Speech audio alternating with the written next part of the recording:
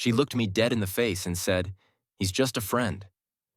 Then I saw the messages, and I realized I wasn't her boyfriend.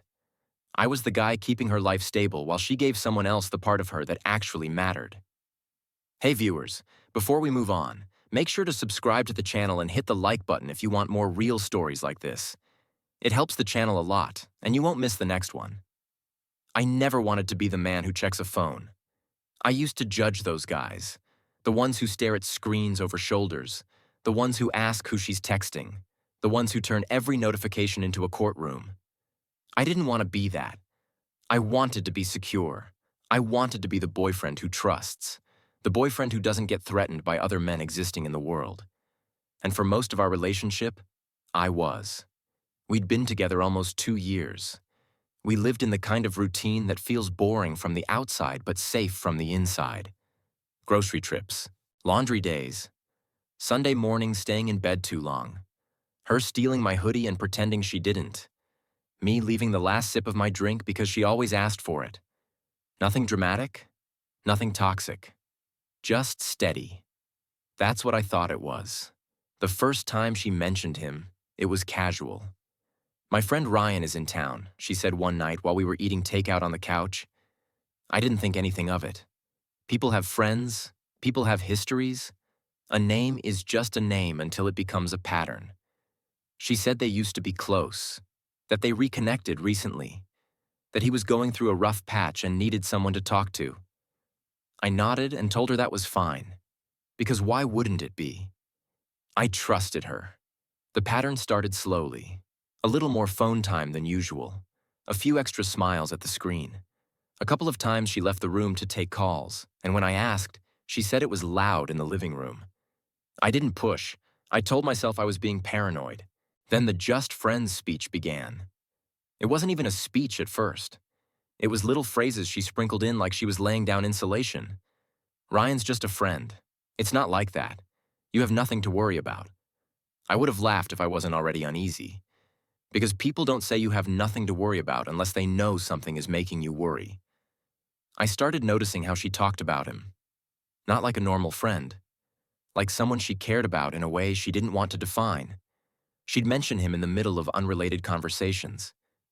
"He said this. He thinks that. He told me I should do that." Then she'd stop and realize she was doing it and quickly switch topics. Her tone changed too. When she spoke to me, she sounded tired. When she spoke about him, she sounded lighter, like she remembered how to be excited. One night we were in bed, and she rolled over to face away from me, phone in her hand. The screen light bounced off the wall in little flashes. I watched her smile, then bite her lip, then type quickly. My stomach tightened, but I stayed quiet. Then she laughed softly under her breath. That laugh didn't belong to a friendship. I asked the next morning, trying to sound casual, "Who were you texting last night?" She didn't even look up from her coffee. "Ryan." I nodded. "What were you laughing at?" She shrugged. "He sent me something funny. It's nothing." That word started to feel like a weapon. 2 days later, I came home early from work. I wasn't trying to catch her doing anything. I just had a meeting canceled and figured I'd surprise her. When I walked in, she was sitting at the kitchen table with her phone in her hand, smiling. She looked up, startled, like she'd been caught doing something she wasn't supposed to be doing. Then her face rearranged into a normal expression. "Hey," she said quickly. "You're home early." "Yeah," I said, setting my bag down. "Thought I'd make dinner." She stood up too fast. "I already ate. It was 4 in the afternoon." I stared at her. "Okay." She moved around me, busying herself with random things like wiping a clean counter. Her phone stayed in her hand like it was glued there. I watched her thumb hover over the screen. I knew that posture. The posture of someone who wants to keep talking but doesn't want you to see. I asked again, calm. "Are you and Ryan close again?" Her eyes snapped to mine. "What do you mean?" I kept my voice even. "I mean, you talk a lot. You smile a lot. You leave the room to answer." She rolled her eyes. "You're being weird." I exhaled slowly. "I'm not being weird. I'm noticing. She crossed her arms like I was attacking her. He's just a friend. Why do you always do this, always? I hadn't done anything. I asked one question, but she was already acting defensive like she had something to protect. That night, we were watching a show on the couch, and she fell asleep with her phone in her hand. Not on purpose. It just happened. She'd been tired lately. Or maybe she was tired from living two emotional lives at once. Her breathing slowed. Her head tilted against the cushion. The phone was still unlocked. The screen dimmed but didn't go dark. I stared at it for a long time. I told myself to leave it alone. I told myself it wasn't my place. I told myself if I looked, I'd become the kind of man I never wanted to be. Then her phone buzzed. A new message popped up. From Ryan. I can't stop thinking about last night. My heart went cold. I didn't touch the phone yet. I just stared at that sentence like it was a snake on the floor. Last night. I replayed last night in my head. We were home. Together. She went to the bathroom with her phone. She came back smiling. Then she said she was tired and went to bed early. That was last night. So, what was he thinking about? My hand moved before my brain finished arguing with itself. I picked up the phone. I wish I could say it was a long thread of obvious cheating. That would have been easier. Easier to label. Easier to leave. Instead, it was worse. It was intimacy. It was emotional betrayal wrapped in words that sounded innocent if you wanted them to sound innocent. But you could tell what it was by what it wasn't. They weren't talking like friends. They weren't talking about work schedules or sports or memes. They were talking about feelings, about missing each other, about the past, about how no one understood them like the other did. There were messages from him that were too direct to ignore. I miss your voice. I still remember the way you looked at me. I dreamt about you again. Then her replies. I shouldn't say this, but I missed you too. Stop. You're going to make me smile like an idiot. You always knew how to get in my head. And then the one that made my stomach drop into the floor. If I was with you right now, I wouldn't let you sleep. It wasn't graphic. It didn't need to be. The intent was clear. And she didn't shut it down. She didn't say, stop. She didn't say I have a boyfriend. She didn't say you're crossing a line. She replied, you're bad, with a laughing emoji. My hands started shaking, not with rage, with shock, because I finally understood. I wasn't imagining it. I wasn't insecure. I wasn't paranoid. I was being lied to, night after night, smile after smile. And she was doing it while looking me in the eye, telling me he's just a friend. I scrolled up, weeks of it. It wasn't one slip. It wasn't one moment of weakness. It was a relationship, not physical. Maybe not yet, but intimate enough that it didn't matter. They talked like they were still connected, like our relationship was something she had to work around. At one point, he said, I hate that he gets to come home to you. And she replied, don't do that, not because it was wrong, because it was risky. Then his message, would you ever leave? Her reply took longer, but it was there. I don't know. I wish things were simpler. My vision blurred for a second. That was the sentence that ended everything. Not because she said yes, because she didn't say no. I set the phone down slowly on the couch beside her. She was still asleep, peaceful, while my chest felt like it was cracking open. I sat there for a long time, staring at the wall. I didn't wake her up. I didn't explode. I didn't throw the phone across the room. I just sat in the silence, feeling my respect for her bleed out onto the floor. When she finally woke up, she blinked slowly, confused. What time is it? Late, I said. She stretched and yawned. Did I fall asleep? Yeah. She picked up her phone and glanced at it, then quickly locked it. Too quickly. I watched her. She smiled, trying to act normal. I'm going to bed. I nodded. Okay. She stood up, then paused. You coming? Not yet. She hesitated like she wanted to ask why, then decided not to. She walked to the bedroom and closed the door. And in that moment, I realized how alone I was in my own relationship. I didn't sleep that night. I sat on the couch until sunrise, replaying every moment of the last few months.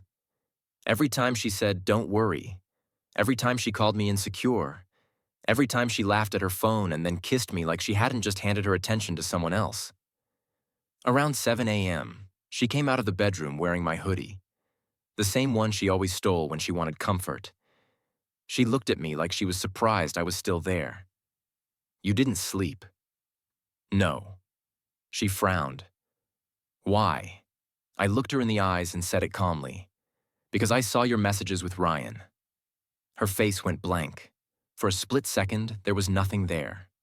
No anger, no sadness, no denial. Just a look of pure calculation, like her brain was racing to figure out what story to tell. Then she tried to play it off. What messages? I stared at her. Don't. Her lips parted. She swallowed. You went through my phone. There it was. Not I'm sorry, not I crossed a line, not I messed up. You went through my phone. I nodded slowly. Yeah, I did. Her eyes filled with fake outrage. That's an invasion of privacy. That's controlling. I laughed once, tired.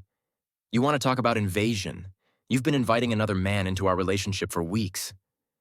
She shook her head quickly. He's just a friend. I stared at her like she was insane. You told him if he was with you right now, you wouldn't be able to sleep.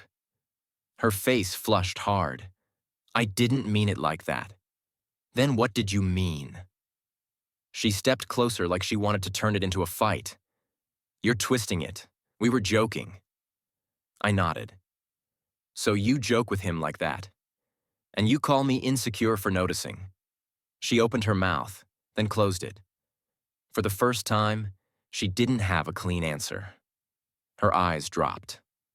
I didn't do anything physical, she said quietly. I stared at her. You don't understand what you did. She looked up sharply. I didn't cheat. I took a slow breath. Cheating isn't only what you do with your body. It's what you do with your loyalty. She wiped her face like she was annoyed at her own tears. You're overreacting. That word again. Overreacting. I nodded slowly. Okay. Then I stood up. Her eyes widened. What are you doing? I walked to the closet. I opened the door. I started pulling her clothes off hangers. She rushed after me. What are you doing? I didn't answer. I grabbed a suitcase from the top shelf and threw it on the bed. She followed me, voice rising. Stop! You can't just do this. I kept packing with calm precision.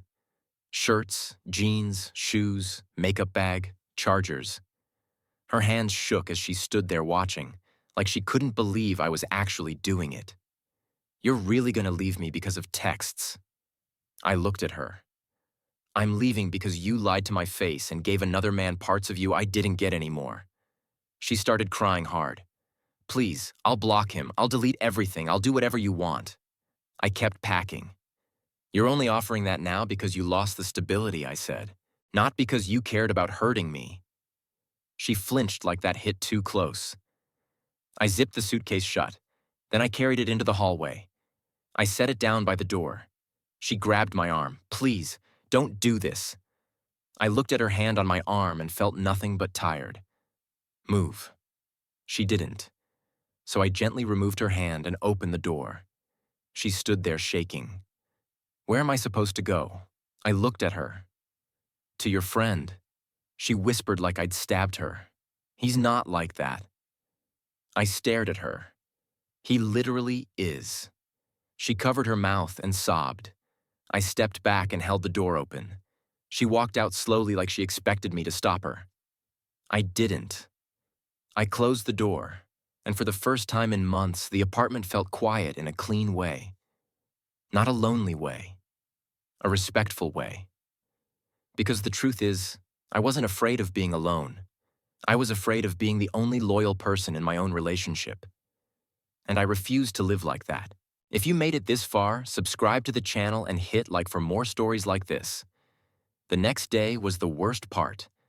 Not because she was gone, because everyone tried to make it sound smaller than it was.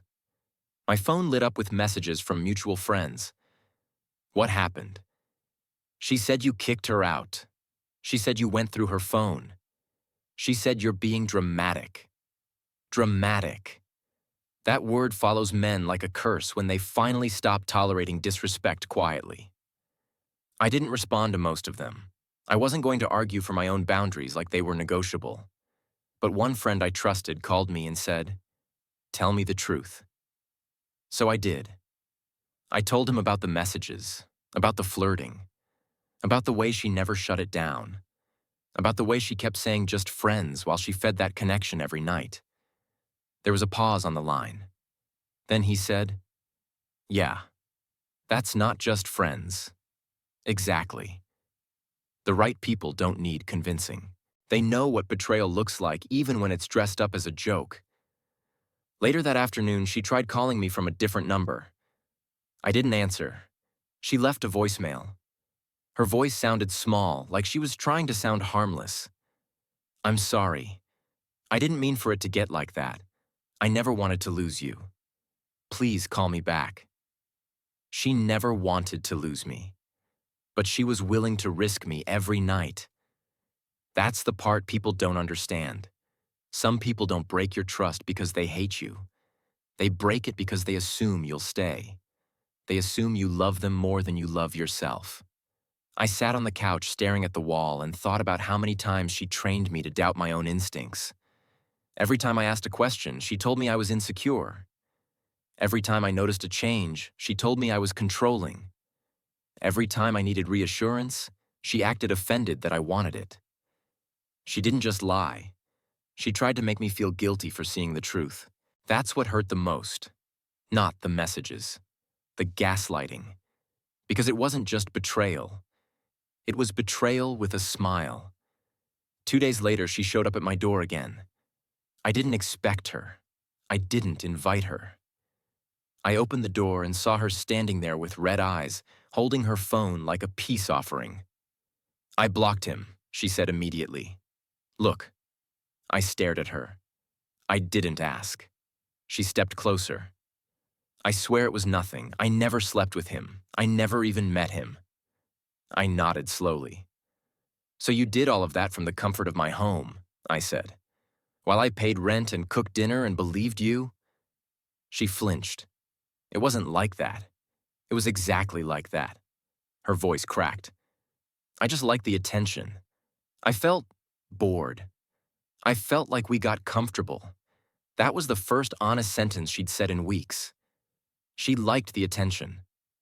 I looked at her face and felt something settle inside me. "So you entertained another man because you were bored," I said. "And you told me he's just a friend." She shook her head quickly. "I didn't think you'd ever find out." There it was again. Not I didn't want to hurt you. I didn't think you'd ever find out. I stepped back and kept my voice calm. "You're not sorry you did it," I said. "You're sorry I saw it." She opened her mouth to argue, then shut it again, because she knew it was true. I held the door open. "You should go." She started crying harder. "Please, I love you." I stared at her. "If you loved me," I said, "you wouldn't have needed another man to feel alive."